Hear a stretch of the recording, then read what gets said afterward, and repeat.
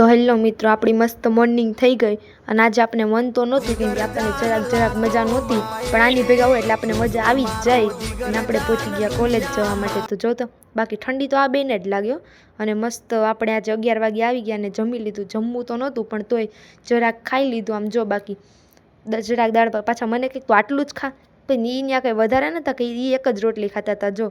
અને મને આજે જરાક સી કમજોરી હતી તો આ જો બાકી મને હેરાન કરતા હતા. બાકી છે ને જો તો વિડીયો ઉતારતા હતા મારો, પણ કાંઈ નહીં, તોય આપણે ઇગ્નોર કરીને પાછા સૂઈ ગયા. અને આપણે જાગ્યા ને પછી મસ્ત નાસ્તો કર્યો. જેઠાલાલ જોતા નાણે બધો નાસ્તો પેક કરીને પાછો મૂકી દીધો.